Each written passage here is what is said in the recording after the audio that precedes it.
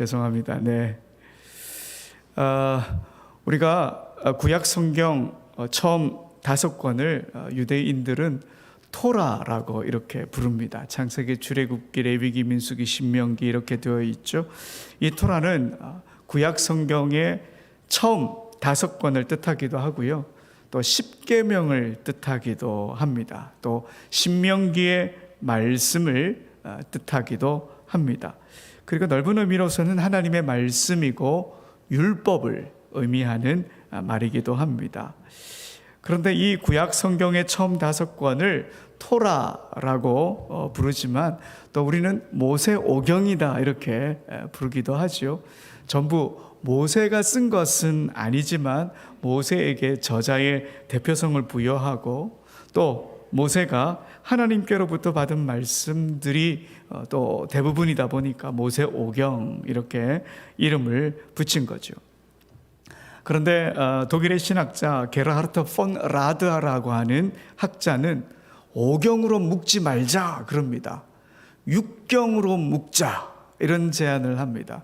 창세기부터 신명기까지가 아니라 창세기부터 여호수아까지 한 묶음으로 하자 이런 주장을 하죠. 왜 그런가 하니 창세기에서 약속하신 하나님의 그 언약이 여호수아에서 이루어졌으니까 약속과 성취의 주제로 보면 오경이 아니라 육경이 맞다. 그렇게 주장을 하는 거죠. 일리가 있는 말이죠. 하나님께서 창세기 12장에서 아브라함을 부르시면서 약속하셨습니다. 민족과 땅에 대한 약속을 하셨습니다. 그런데 출애굽기에서 보면 민족은 분명히 형성되었지만 땅은 없었습니다. 오경의 마지막 책인 신명기는 가나안 땅을 바라보면서 모세가 설교한 내용이지 가나안 땅에 들어간 것은 아닙니다. 그런데 여호수아서를 보게 되면 이스라엘이 가나안에 들어가 땅을 차지하는 내용이 기록되어 있습니다. 그러니까 창세기의 약속이 여호수아에서 이루어지니까 오경이라고 하지 말고 여호수아서까지 넣어가지고 육경이라고 이야기하자 이렇게 주장을 한 거죠. 여러분, 이 폰 라드의 이 주장이 우리 신앙인에게 시사하는 바가 있습니다. 하나님의 약속은 반드시 이루어진다 하는 거죠. 그런데 우리는 그 약속이 이루어지기 전까지 약속과 성취의 중간 시대를 살아가고 있다 이거죠.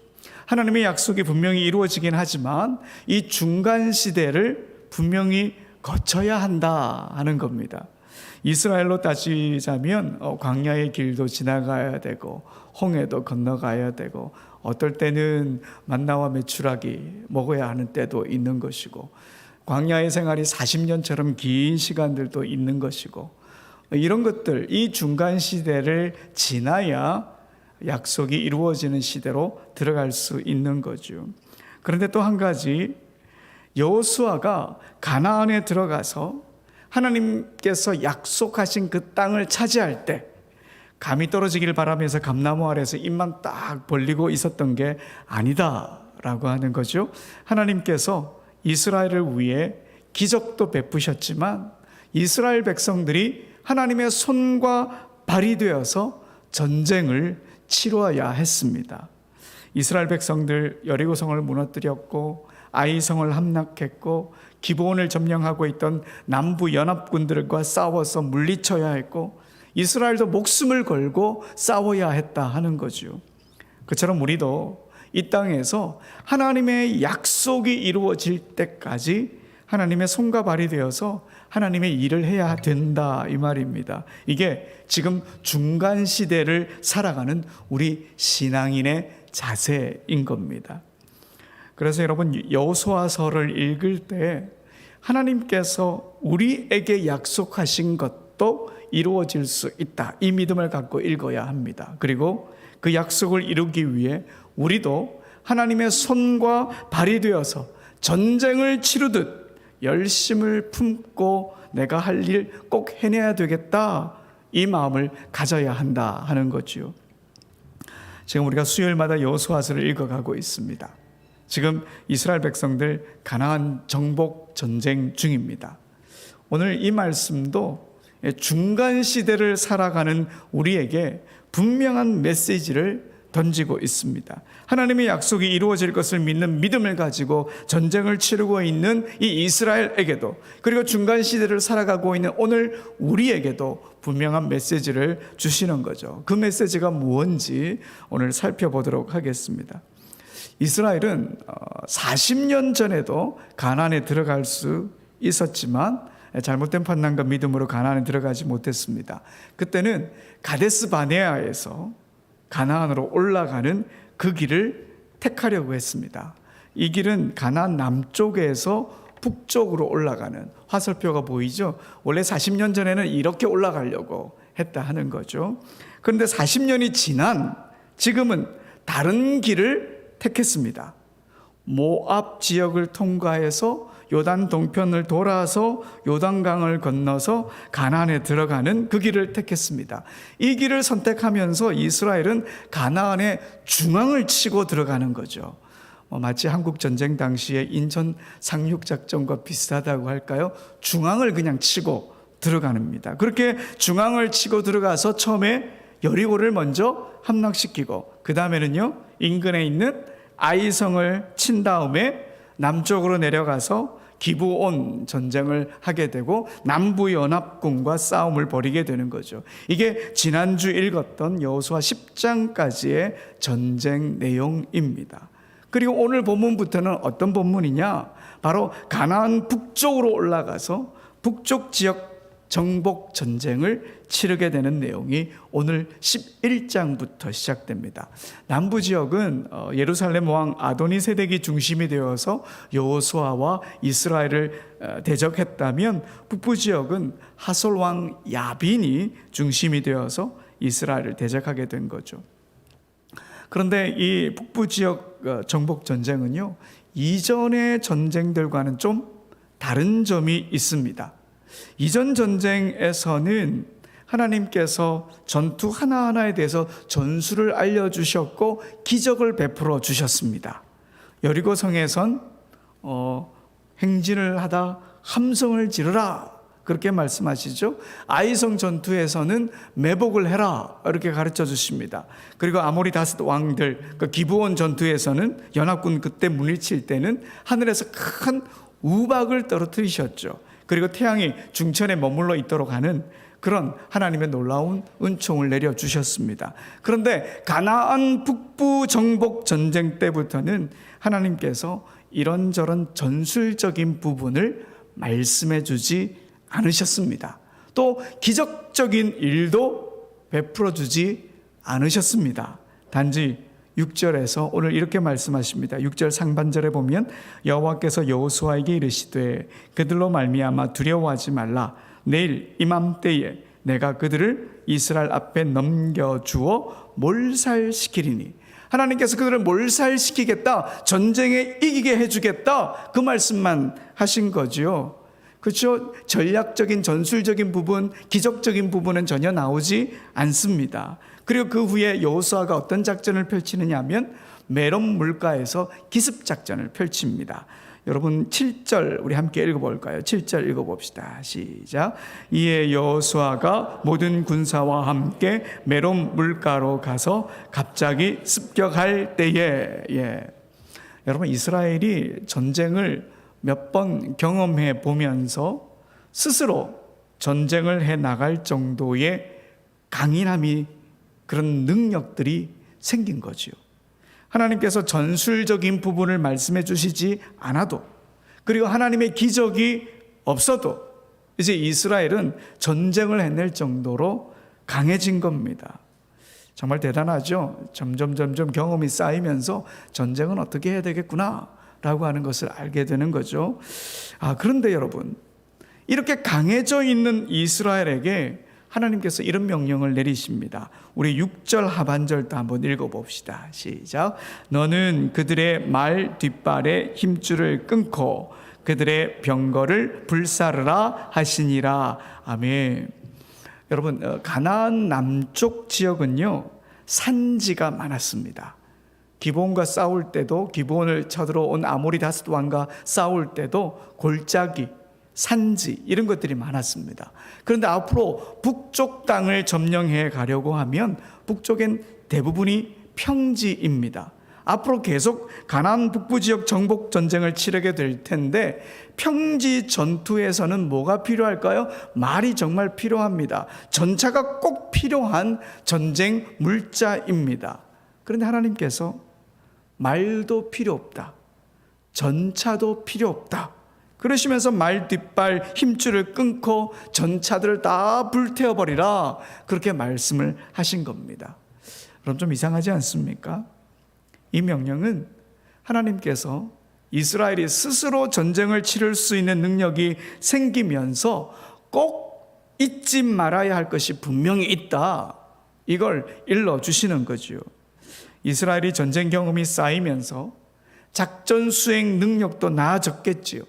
그러다가 자신의 능력만 믿고 말과 전차만 믿고 하나님을 의지하지 않은 채 전쟁에 나갈까 봐, 전쟁에 나갈 때마다 하나님을 의지할 수밖에 없도록 하기 위해서 말과 전차를 없애라, 하나님이 그렇게 말씀하신 겁니다.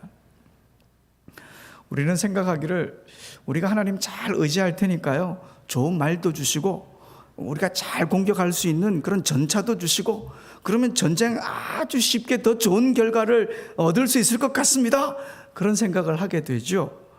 그런데 여러분, 우리 인간의 간사함이란 이루 말할 수가 없습니다. 말이나 전차가 없을 때는 하나님을 의지하다가도 말이나 전차가 생기고 첨단 무기가 생기고 상황이 유리하게 바뀌고 그러면 너무도 쉽게 하나님을 의지하지 않게 되더라는 겁니다. 자신이 강한 줄 알고 곧 교만해지기도 합니다. 그래서 전쟁에 능했던 다윗이 이런 노래를 부릅니다. 여러분 시편 20편 7절의 말씀을 읽어봅시다. 시작. 어떤 사람은 병거, 어떤 사람은 말을 의지하나 우리는 여호와 우리 하나님의 이름을 자랑하리로다. 아멘. 다윗과 이스라엘이 스스로 강해지고 스스로 전쟁을 잘 치르게 된다 하더라도 하나님을 의지하겠습니다, 지금 이 노래를 다윗이 부르고 있는 거죠. 여러분들도 잘 아시다시피 성경에 기록되어 있는 다윗의 첫 번째 전투는 골리앗과의 싸움이었습니다. 그 전투에서 다윗이 이렇게 말하죠. 사무엘상 17장 45절에 보면 너는 칼과 단창으로 내게 나아오거니와 나는 만군의 여호와의 이름 곧 네가 모욕하는 이스라엘 군대의 하나님의 이름으로 내게 나가노라 그렇게 선포합니다. 47절에도 그럽니다. 또 여호와의 구원하심이 칼과 창에 있지 아니함을 이 무리에게 알게 하리라. 전쟁은 여호와께 속한 것인즉 그가 너희를 우리 손에 넘기시리라. 아멘. 여러분 첫 전투에서부터 다윗은 칼과 창을 의지하지 않았습니다. 하나님을 의지하고 골리앗과 상대했습니다. 그런데 여러분 방금 읽었던 시편 20편 이 다윗의 시는요, 왕이 전쟁에 나가기 직전에 출정하기 직전 하나님께 드리는 제의적인 시였다 그렇게 학자들이 말합니다. 다윗이 왕이 된 이후 출정할 때마다 예배를 드렸는데 그 예배를 드리는 자리에서 이 노래를 불렀다 하는 거지요. 그렇다면 다윗은 첫 전투에도 그리고 그 이후에 많은 경험이 쌓여서 전쟁에 능한 장수가 되고 왕이 되어서도 칼과 단창을 의지한 게 아닙니다. 말과 전차를 의지한 게 아닙니다. 하나님을 의지하겠다 고백하면서 전쟁에 임했던 거지요. 하나님 나와 함께 해주십시오. 나를 도와주십시오. 나를 지켜주십시오. 하나님만 의지합니다. 말과 병거가 많다고 할지라도 칼과 창을 내 손에 들려 있다고 할지라도 하나님만 의지하면서 내가 나가겠습니다. 이런 고백인 거죠. 여러분 이런 기도 우리가 매일 주님께 올려 드려야 합니다. 특히 어떤 일을 시작하기 전 늘 하나님의 이루심을 믿고 기도하는 것이 먼저 있어야 하는 거죠.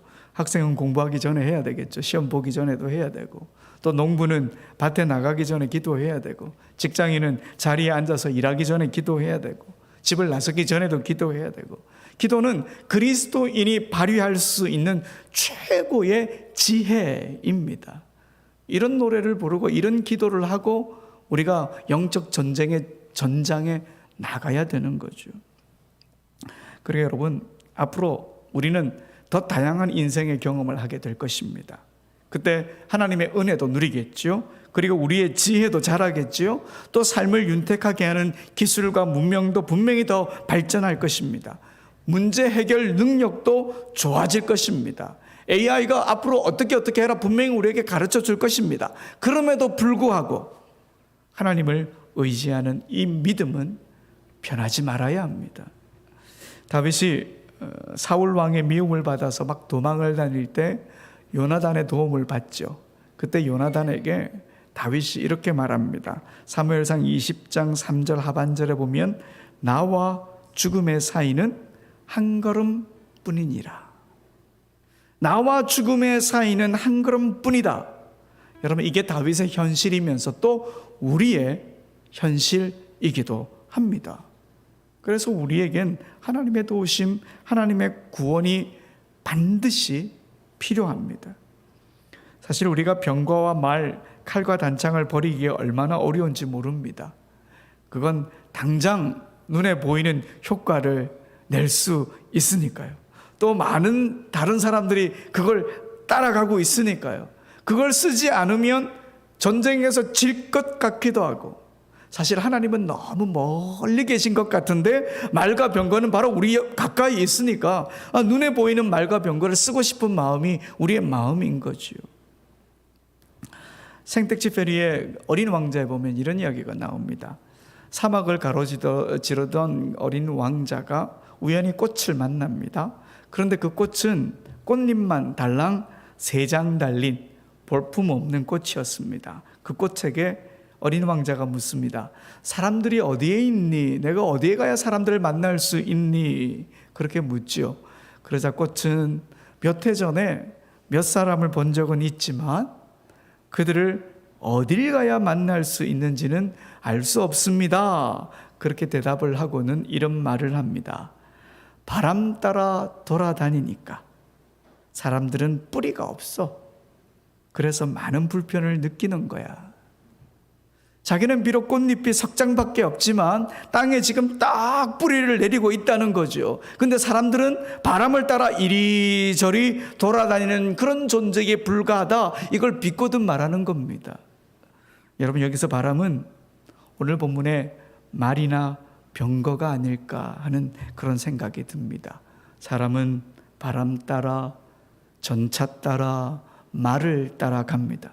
하지만 신앙인인 우리는 어떠한 경우에도 하나님께 깊이 뿌리를 내리고 살아야 합니다. 여러분, 우리는 하나님이 이루실 약속을 바라보며 중간시대를 지금 살아가고 있습니다. 중간시대를 살아가면서 인생의 경험이 분명히 쌓일 것입니다. 지혜도 자라겠지요. 우리가 살아가는 기술 문명도 나아질 것이고 문제 해결 능력이 좋아질 것입니다. 그래도 하나님을 의지하는 마음은 변하지 말아야 합니다. 인생의 연륜이 쌓이면서 물질도 쌓이겠죠. 또 인맥도 넓어지겠지요. 그럴 때 더 겸손해야 합니다. 주님을 더 의지해야 합니다. 하나님께서 우리 인생의 말과 전차 친히 되어주시겠다 그러시니까요.